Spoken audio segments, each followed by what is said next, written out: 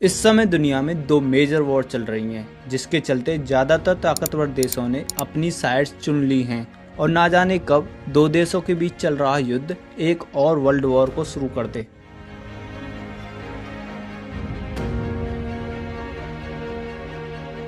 आज़ादी मिलने के बाद भारत ने कोल्ड वॉर के दौरान यूएस और सोवियत लेड अलायंस को रिजेक्ट करके नॉन अलाइंड पॉलिसी को अपनाया था। लेकिन क्या भारत की नॉन अलाइंड पॉलिसी इस पीरियड ऑफ टाइम में उतनी ही इफेक्टिव है या फिर इसके चलते भारत पर एक्स्ट्रा प्रेशर पड़ रहा है? इस समय भारत की डिप्लोमेसी का गोल्डन पीरियड चल रहा है। इसका अंदाज़ा हम इसी बात से लगा सकते हैं कि भारत क्वाड और ब्रिक्स दोनों ग्रुपों के फाउंडिंग मेंबर्स में से एक है और दुनिया में चल रहे इतने क्योस के बावजूद भारत के रिश्ते ज्यादातर देशों के साथ बहुत अच्छे बने हुए हैं। चाहे हम बात कर लें रशिया और यूएस की, या फिर हम मिडिल ईस्ट में एक दूसरे के कट्टर दुश्मन इजराइल, ईरान और सऊदी की, जहां हम यूएस के साथ 128 बिलियन डॉलर्स का ट्रेड करते हैं, जिसमें भारत का ट्रेड सरप्लस यूएस के साथ 28 बिलियन डॉलर्स का है। और वहीं रशिया भारत का लार्जेस्ट डिफेंस पार्टनर है, जिसके साथ मिलकर भारत ने दुनिया की फास्टेस्ट क्रूज मिसाइल ब्रह्मोस का डेवलपमेंट किया है। और मिडिल ईस्ट में भारत इजराइल के साथ बहुत अच्छे बायलैटरल टाइज शेयर करता है, क्योंकि इजराइल ने 1999 में इंडो पाक वॉर के दौरान भारत को इंटेलिजेंस और डिफेंस इक्विपमेंट प्रोवाइड करवाए थे,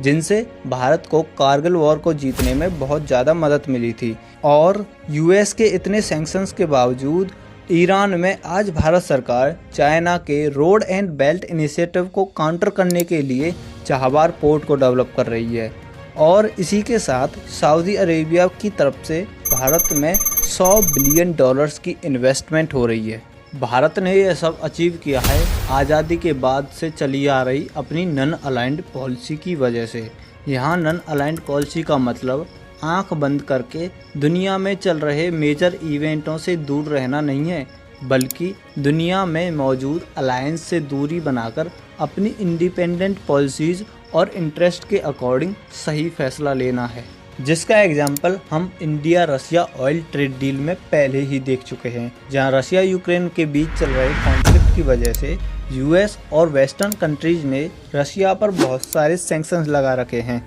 जिसकी वजह से पूरी दुनिया में क्रूड ऑयल की कीमतें अचानक से बढ़ गई थी। और रशिया कच्चे तेल का बहुत बड़ा एक्सपोर्टर है, जिसके बाद रशिया ने भारत को डिस्काउंटेड प्राइस पर ऑयल खरीदने का प्रपोजल दिया था, जिसे भारत ने यूएस के दबाव के बावजूद एक्सेप्ट कर लिया और देखते ही देखते भारत रशियन ऑयल का लार्जेस्ट इंपोर्टर बन गया। हमें जियोपॉलिटिक्स में ये बात हमेशा याद रखनी चाहिए कि जियोपॉलिटिक्स में ना तो कोई किसी का परमानेंट दोस्त होता है और ना ही परमानेंट दुश्मन। अगर कोई चीज़ जियोपॉलिटिक्स में परमानेंट होती है तो वो होता है अपना इंटरेस्ट। और हम सबको पता है कि 1971 इंडो पाक वॉर के दौरान यूएस ने अपनी नेवी भारत पर हमला करने के लिए रवाना कर दी थी, लेकिन आज हम दुनिया में सबसे ज़्यादा एक्सपोर्ट उसी अमेरिका को करते हैं। इसलिए दुनिया में सबसे पावरफुल कोई चीज़ है तो वो है टाइम, क्योंकि आज भारत में ऐसे हजारों किले खंडर बन चुके हैं जिनको जीतने के लिए एक टाइम पर लाखों लोग अपनी जान गंवा देते थे।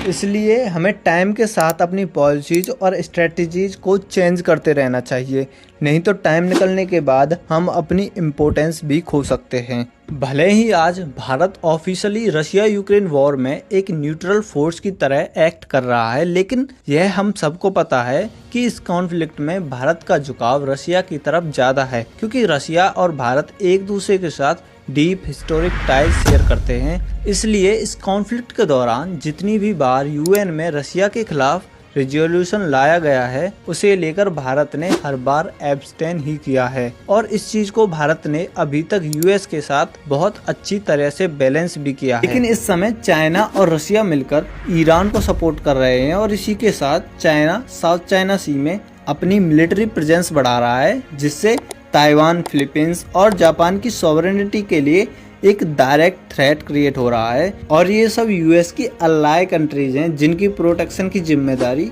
यूएस की बनती है। ऐसे में चाइना को काउंटर करने के लिए भारत ही यूएस के काम आ सकता है, जिसकी वजह से भारत एक स्ट्रेटेजिकली इम्पोर्टेंट कंट्री बन चुका है, जिसका अब न्यूट्रल रहना बहुत ही डिफ़िकल्ट होने वाला है, जिसके विजुअल्स हमें ऑलरेडी दिखना शुरू भी हो चुके हैं, जिनकी शुरुआत हुई थी बांग्लादेश पॉलिटिकल क्राइसिस से, जिनमें प्रो इंडिया गवर्नमेंट की लीडर शेख हसीना का तख्ता पलट करके यूएस ने एंटी इंडिया और प्रो पाकिस्तानी गवर्नमेंट को पावर में ला दिया है, जिसकी कंफर्मेशन खुद बांग्लादेश की अंतरिम गवर्नमेंट के हेड मोहम्मद यूनिस ने अपनी यूएस विजिट के दौरान की है, जिसकी वजह से अब भारत के लिए पाकिस्तान और चाइना के बाद बांग्लादेश की तरफ से भी सिक्योरिटी कंसर्न्स बढ़ने वाले हैं। इसी के साथ जब पीएम मोदी 5 साल बाद रशिया के दौरे पर गए थे, उसी दौरान एक रशियन स्ट्राइक में यूक्रेन के अंदर एक हॉस्पिटल पर मिसाइल जा गिरती है, जिसमें 45 लोगों की मौत हो जाती है,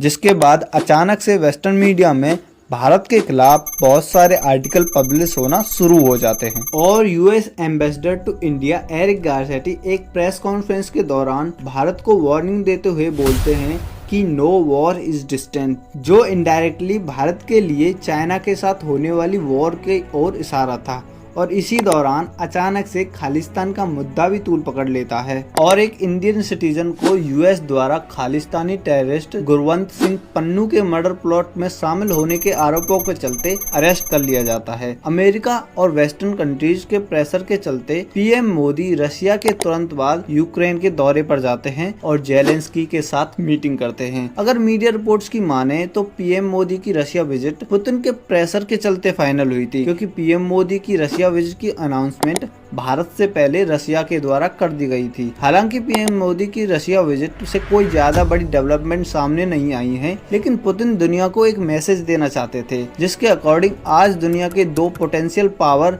चाइना और भारत रशिया के क्लोजेस्ट अलाय हैं। इस समय भारत के पास 2 ऑप्शन है, या तो भारत चुने रशिया, ईरान और चाइना वाले ग्रुप को, या फिर यूएस और वेस्टर्न कंट्रीज लेड ग्रुप को, जहां रशिया, चाइना और ईरान इस समय मिडिल ईस्ट में सपोर्ट कर रहे हैं हमास, हिजबुल्लाह और हूती रेबेल्स को। लेकिन भारत कभी भी इनको सपोर्ट नहीं कर सकता, क्योंकि भारत खुद टेररिज्म का एक विक्टिम है। इसी के साथ भारत और चाइना के बीच बॉर्डर्स को लेकर डिस्प्यूट चल रहा है, जो आगे चलकर एक वॉर में भी बदल सकता है। और अगर ऐसा होता है तो चाइना रशिया को प्रेशराइज करके भारत की वेपन सप्लाई पर रोक लगवा सकता है, क्योंकि रशिया यूक्रेन कॉन्फ्लिक्ट के चलते रशिया को स्विफ्ट पेमेंट सिस्टम से बाहर निकाल दिया गया है और रशिया के सभी डॉलर रिजर्व्स को फ्रीज कर दिया गया है, जिसके चलते रशिया अपना ज्यादातर ट्रेड चाइनीज करेंसी में कर रहा है। अगर ऐसे में चाइना भी रशिया के फॉरेन रिजर्व्स को फ्रीज कर देता है तो रशिया की इकोनॉमी